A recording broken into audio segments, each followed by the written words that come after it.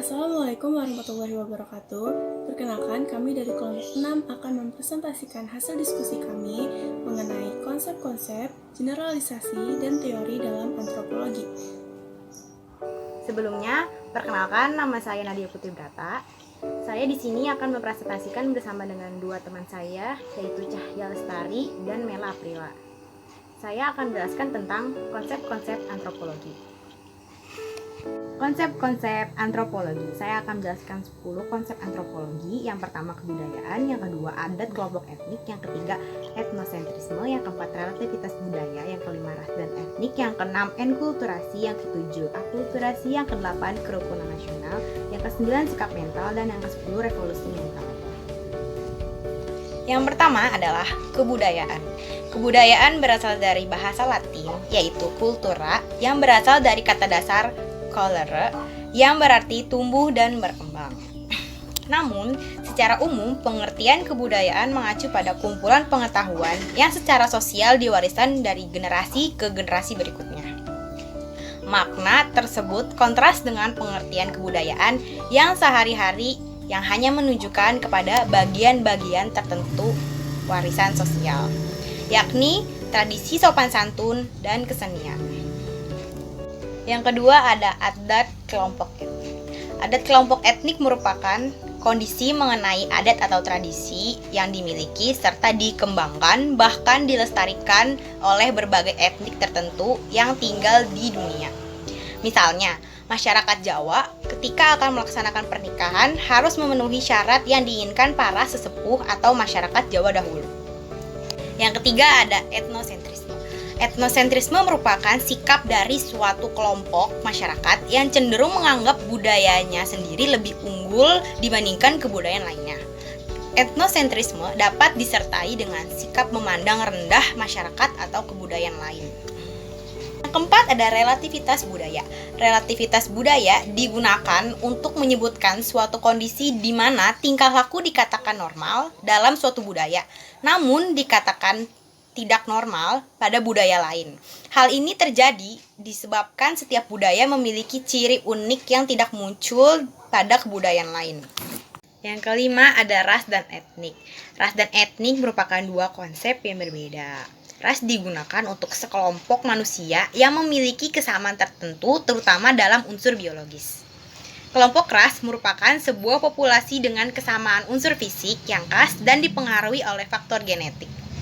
Contohnya adalah ras Negroid yang tersebar di seluruh Afrika dan sebagian Asia. Sedangkan etnik merupakan kumpulan manusia yang merasa sebagai satu kelompok karena adanya kesamaan nilai-nilai sosial yang dianut bersama, kesamaan identitas, kesamaan pola perilaku, dan unsur budaya lain yang berbeda dari kelompok lain. Yang keenam ada enkulturasi. Enkulturasi merupakan proses individu belajar memiliki peran dalam kebudayaan masyarakatnya sendiri. Individu mempelajari dan menyesuaikan pemikiran dan sikapnya sesuai dengan sistem adat, norma, serta berbagai peraturan yang terdapat dalam kebudayaannya. Enkulturasi dapat berlangsung sejak individu masih kecil, seperti mulai dari lingkungan keluarga ke lingkungan masyarakat. Yang ketujuh ada akulturasi. Akulturasi adalah proses pertukaran unsur kebudayaan, di mana dua kebudayaan yang berbeda terus-menerus berinteraksi dalam jangka waktu yang panjang. Akulturasi juga didefinisikan sebagai perpaduan budaya yang menghasilkan suatu budaya baru tanpa menghilangkan unsur asli budaya terkait. Ada dua syarat proses akulturasi, yaitu affinity atau penerimaan budaya, dan homogeneity atau kesamaan corak budaya yang membuat nilai baru diterima. Yang kedelapan adalah kerukunan nasional. Kerukunan nasional yaitu suatu kondisi sosial ketika semua manusia dalam satu negara tertentu. Misalnya Indonesia dapat hidup rukun bersama-sama tanpa mengurangi hak dan kewajiban dasar negara. Yang kesembilan adalah sikap mental. Sikap mental merupakan salah satu unsur mendasar dalam menjamin suatu keadaan yang baik atau normal.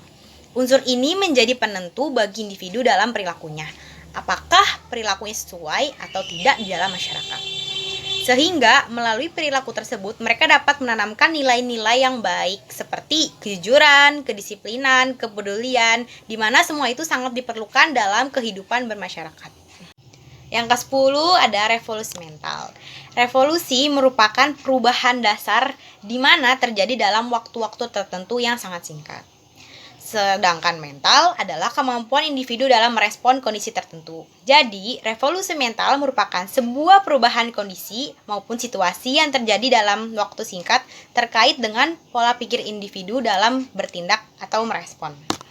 Nama saya Mela Aprila yang akan membahas tentang poin B, yaitu generalisasi antropologi. Kemampuan menggeneralisasi merupakan salah satu kemampuan manusia yang khas. Penggeneralisasian merupakan salah satu penting pengembangan ilmu pengetahuan karena dengan kemampuan inilah terbuka kemungkinan untuk membentuk konsepsi untuk mengatasi generalisasi itu sendiri sebagai landasan dasar dari suatu kerja ilmiah. Perbedaan dua macam generalisasi antara lain yaitu pertama, generalisasi empirik memberikan label pada regularitas alami, menembus hingga melampaui pengamatan tapi jangkauan penjelasannya terbatas. Yang ketiga, menunjuk pada hubungan-hubungan yang berlaku dalam kondisi tertentu tanpa peduli ruang dan waktu. Yang kedua, generalisasi teoretik. Pertama, memberikan alasan berlangsungnya regularitas. Yang kedua, menuntun ke arah fakta baru dan membuka jalur-jalur baru dalam penelitian. Yang ketiga, mengacu pada hubungan-hubungan sangat abstrak yang dapat dipandang sebagai induk generalisasi empirik, di mana pernyataan deskriptif merupakan kasus-kasus khusus. Menurut Corbett, generalisasi berhubungan erat dengan pendekatan penelitian kuantitatif. Tujuan dari penelitian kuantitatif itu sendiri adalah untuk membuat generalisasi, yaitu sintetis yang dapat diterapkan pada tingkat konseptual, abstraksi yang lebih tinggi pada bidang yang lebih luas. Hubungan personal antara peneliti dengan yang diteliti tidak dianggap penting. Pengamatan dilakukan pada posisi terpisah dengan subjek yang diteliti, sehingga secara ilmiah si pengamat dianggap netral dan tidak mempengaruhi data yang dikumpulkan. Karenanya tidak mengherankan apabila banyak para ahli antropologi pada masa itu dapat mengembangkan pekerjaan besar dari jarak jauh. Baik, di sini saya akan membahas mengenai teori-teori dalam antropologi. Yang pertama adalah teori orientasi nilai budaya dari Kluckhohn. Teori ini dirintis oleh sepasang suami istri, antropolog Clyde Kluckhohn dan Florence Kluckhohn. Menurut teori tersebut, hal-hal yang penting nilainya dalam kebudayaan manusia ada 5. Yang pertama yaitu human nature atau makna hidup manusia. Yang kedua, man nature atau makna dari hubungan manusia dengan alam sekitarnya.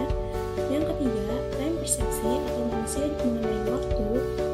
Yang keempat, activity atau makna dari pekerjaan, karya, amal, dan perbuatan manusia. Yang kelima adalah relational, hubungan sesama umat manusia. Selanjutnya, teori yang kedua adalah teori evolusi sosiokultural paralel konvergen divergen oleh Sahlins dan Harris. Yang pertama, evolusi paralel merupakan evolusi yang terjadi dalam dua atau lebih masyarakat yang berkembang dengan cara yang sama dan tingkatan yang sama. Selanjutnya, evolusi konvergen terjadi ketika berbagai masyarakat yang semula berbeda berkembang, namun akhirnya mengikuti pola yang serupa kemajuannya. Selanjutnya, evolusi divergen terjadi ketika berbagai masyarakat yang semula mengikuti banyak persamaan yang serupa, namun akhirnya mencapai tingkatan perkembangan yang berbeda. Selanjutnya ada teori animisme dan magis dari Taylor dan Fraser. Animisme adalah suatu kepercayaan pada kekuatan pribadi yang hidup di balik semua benda. Animisme merupakan pemikiran yang sangat tua dari seluruh agama. Perkembangan masyarakat primitif mengenai roh dan magis menurut Taylor berkembang seperti elemen-elemen lain. Awalnya, masyarakat primitif hanya mempercayai satu roh individual sebagai suatu yang kecil dan spesifik, menyatu dengan pepohonan, binatang seperti yang mereka temukan. Kemudian, roh itu mulai berkembang dari yang hanya pohon saja menjadi roh hutan. Kemudian, roh tersebut memiliki karakter tersendiri yang berbeda dengan objek utamanya.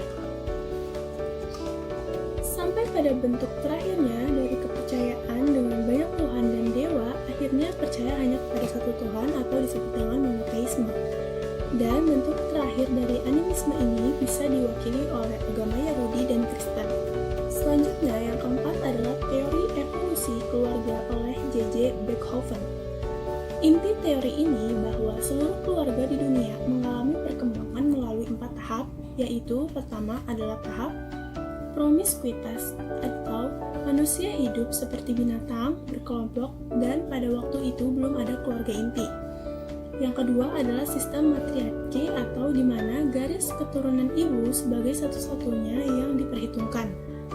Yang ketiga yaitu sistem patriarki di mana ayah menjadi kepala dalam keluarga. Dan yang keempat adalah tingkatan terakhir, perkawinan tidak selalu dari luar kelompok, tetapi dapat juga dari dalam kelompok yang sama atau disebut dengan endogami. Selanjutnya, teori yang kelima yaitu teori upacara sesaji oleh Smith. Pada prinsipnya, upacara sesaji di mana manusia menyajikan sebagian dari seekor binatang, terutama darahnya kepada dewa, kemudian memakan sendiri sisa daging dan darahnya tersebut. Hakikatnya sama sebagai suatu aktivitas untuk mendorong rasa solidaritas dengan para dewa. Sekian dari kelompok kami, kurang lebihnya mohon maaf. Wassalamualaikum warahmatullahi wabarakatuh.